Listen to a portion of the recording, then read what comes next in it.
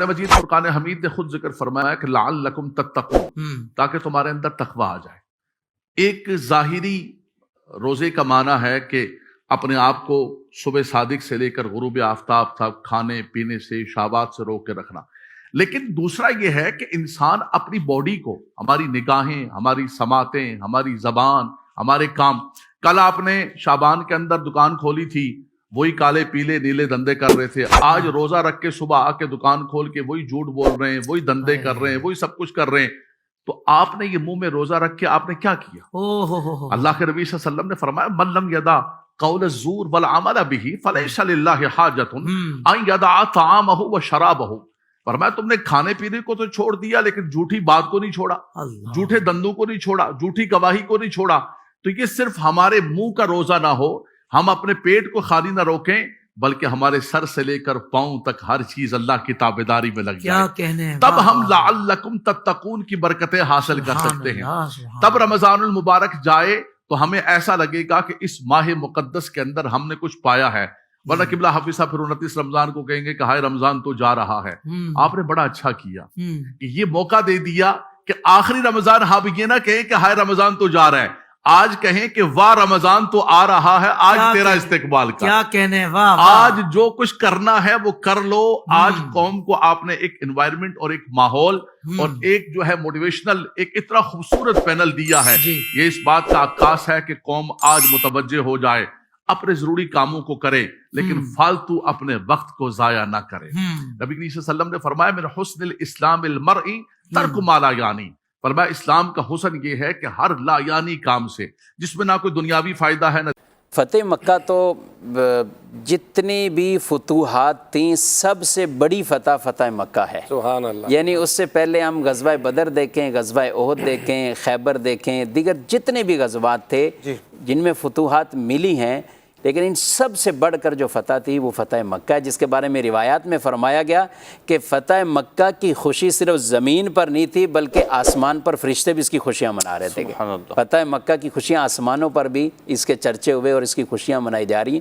یہ محترم ناظرین کرام، فتح مکہ جو ہے یہ 8 ہجری کو، 6 ہجری کو رسول اللہ صلی اللہ علیہ وسلم 1400 افراد کے ساتھ عمرہ کرنے کے لیے آپ تشریف لائے، اور صحابہ کے دل میں ایک محبت تھی۔ ایک کتنے سال ہو گئے، یعنی 6 سال ہو گئے ہم مکے نہیں گئے، تو مکہ ہمارا ہے، کعبہ ہمارا ہے، اور ہم اسی طرح منہ کر کے نماز پڑھتے ہیں، ہم بس احرام بھی پہنے جائیں عمرہ کرتے ہیں۔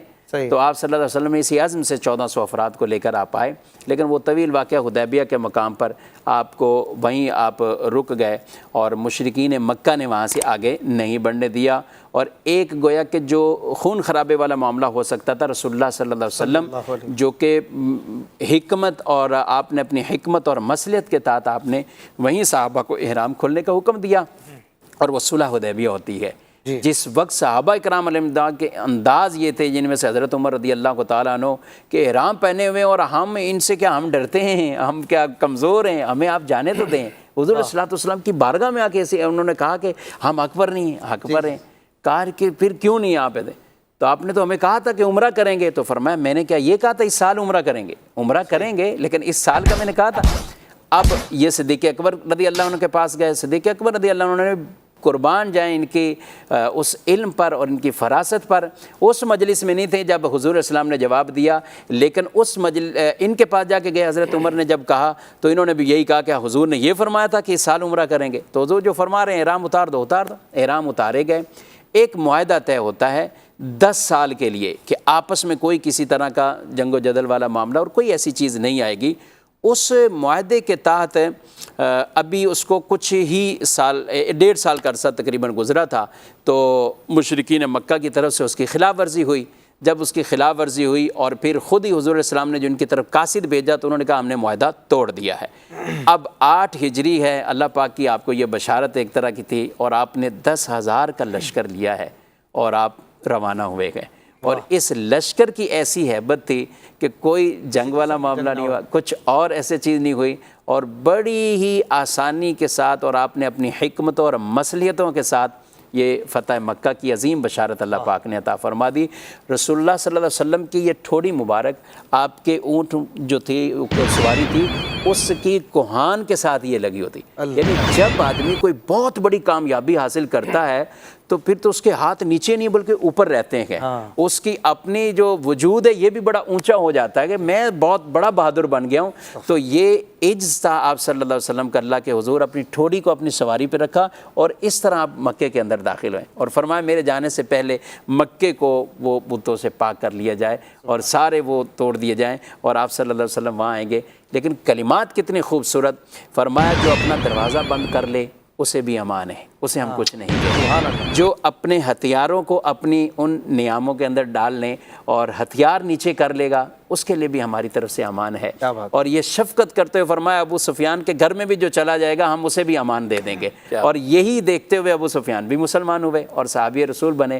تو آپ صلی اللہ علیہ وسلم کے یہ کلمات, پھر آپ آئے اور پھر اس وقت جو سامنے وہ کانپ رہے تھے اور کفار اس وقت ایک لرزہ طاری تھا. یوں کہیے کہ جنہوں نے شہر سے نکالنے کے کام کیے تھے, جان کے دشمن تھے شروع سے لے کر آج یہ ڈر رہتا ہے بدلا لیا جائے گا. 8 ہجری ہے, 13 سال کی مکی زندگی کی مشقتیں سامنے رکھیں اور پھر 8 سال کی 8 ہجری تک کے یہ مشقتیں اور یہ سارے معاملہ سامنے رکھیں اور اس کے باوجود وہ حضور علیہ الصلوۃ والسلام کے سامنے گویا کہ کانپ رہے ہیں کہ اب ہونا ہمارے کیا ہے. ان پر ایک لرزہ طاری ہے. لیکن کریم آقا صلی اللہ علیہ وسلم نے فرمایا تم مجھ سے کیا امید رکھتے ہو؟ تو کہا اخن کریم, آپ تو بڑے کرم کرنے والے بھائی ہیں اور کرم کرنے والے بھائی کے ہی آپ بیٹے ہیں, ہم تو آپ سے کرم مانگتے ہیں. فرمایا لا تثریب علیکم اليوم, جو میرے بھائی یوسف علیہ السلام نے اپنے بھائیوں کو کہا تھا آج یہی خوشخبری میں تمہیں عطا فرما. جو ہی حضور سین حرم میں داخل ہوئے آقا نے اونٹنی پر ہی طواف کا آغاز کیا اور اپنی چھڑی سے حجر اسود کا استلام کیا اور اللہ اکبر حضور نے کہا. جب حضور نے اللہ اکبر کہا 10,000 صحابہ نے اللہ اکبر کا نعرہ لگایا. بلال کی طرح حاضر کیے گئے, فرمایا کعبے کی چھت پہ کھڑے ہو کے اذان پڑھو اللہ اکبر. اب حضرت بلال اذان دینے کھڑے ہوئے, حضور طواف کر رہے تھے. گزارش کی اللہ جاتی اکبر, ہے بلال ادھر گھومتے جا رہے ہیں جدھر حضور گھومتے چلے جا رہے ہیں. اور ابھی تک آپ اذان ازل سے تیرے عشق کا ترانہ بنی, نماز تو اس کی ہمارا دید چینل کا ایک ضرور بہانہ. سبسکرائب کر لیں اور ساتھ ہی لگے بیل کے بٹن کو بھی پریس کر لیں تاکہ آپ کے پاس فیوچر میں ہماری اپلوڈ ہونے والی مزید اسلامک معلوماتی ویڈیوز کا نوٹیفیکیشن بر وقت ملتا رہے.